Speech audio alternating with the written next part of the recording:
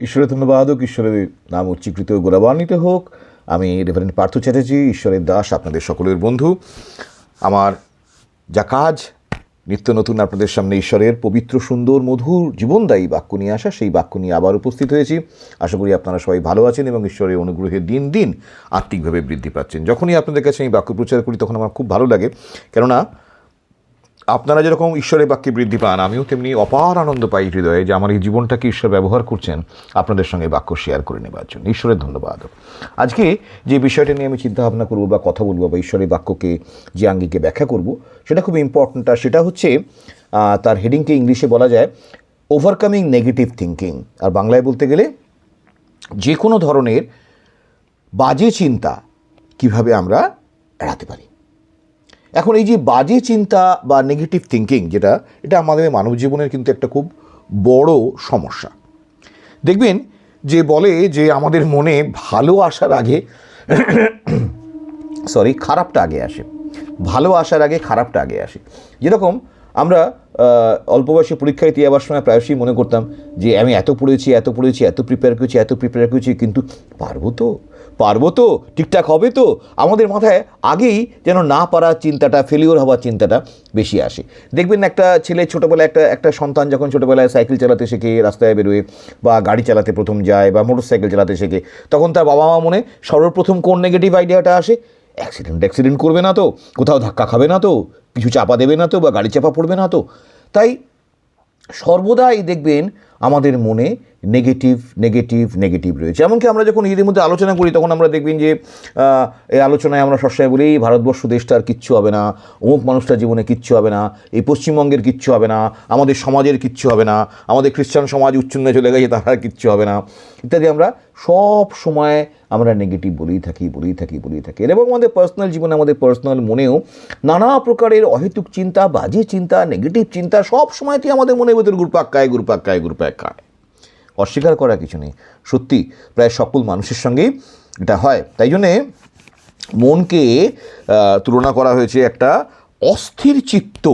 অস্থির চিত্ত বাঁদরের সাথে। মাঙ্কি মাইন্ড বলা হয় সাইকোলজিতে। Monkey mind is jumping from here there, আর সবসময় নেগেটিভ কথা ভাবছে। তাই এই সোর্স কোথায়? কেন আমাদের মন সচরাচর দেখা যায়, সাইকোলজি অ্যাকনলেজ করছে যে আমাদের মন পজিটিভের থেকে নেগেটিভ বেশি ভাবে। কেন বেশি ভাবছে? তাহলে তার নিশ্চয়ই কোনো একটা রিজন আছে, কোনো একটা সোর্স আছে। তো দেখা যায় যে আমাদের নেগেটিভ থিঙ্কিং হচ্ছে ম্যাক্সিমাম আমাদের পাস্ট লাইফ এক্সপিরিয়েন্স, আমাদের যে পেন, যে রিজেকশন, যে যন্ত্রণা, যে ব্যর্থতা আমরা জীবনে নানা সময় আমরা এক্সপিরিয়েন্স করি, সেই যন্ত্রণা এবং ব্যর্থতাগুলো আমাদের অবচেতনে সঞ্চিত হয়ে থাকে এবং সেখান থেকে অনেক সময় নেগেটিভ থিঙ্কিং আমাদের মনের মধ্যে আসে। কেননা জীবনের প্রত্যেকটা মানুষই বিভিন্ন সময় ব্যর্থতার সম্মুখীন হয়, আর এই ব্যর্থতা কাটিয়ে বেরিয়ে গেলেও দেখা যায় যে তার মনের অবচেতনের গভীরে সেই ব্যর্থতার বীজগুলো বোনা রয়েছে, আর এই বীজগুলোই পরবর্তীকালে তার চেতনে অবচেতনে নেগেটিভ থিঙ্কিং সৃষ্টি করে। আর যদি বিবলিক্যালি দেখা যায়, বাইবেলের দিক থেকে, তাহলে আমাদের মনে নেগেটিভ চিন্তা সৃষ্টিকারী শক্তির নাম হচ্ছে শয়তান।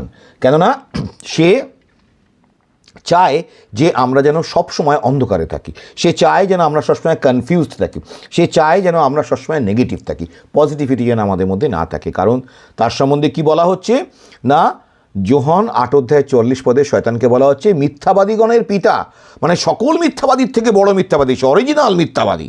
বাইবেলের অরিজিনাল মিথ্যাবাদী কিন্তু শয়তান। দেখবেন বাইবেলের সর্বপ্রথম শয়তানই মিথ্যা কথা বলেছে। তাই এই অরিজিনাল মিথ্যাবাদীর কাজ হচ্ছে মানুষের মনকে কনফিউজ করে রাখা বিভিন্ন রকম নেগেটিভ থিঙ্কিং দিয়ে।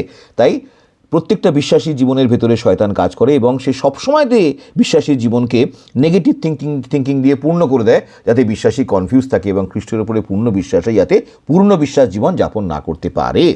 কিন্তু আমাদের কাছেও অ্যান্টিডোট আছে শয়তানের এই চিন্তাকে হাঁটিয়ে দেওয়ার এবং মনকে পজিটিভ থিঙ্কিংয়ে পূর্ণ করা। সেটা কীরকম?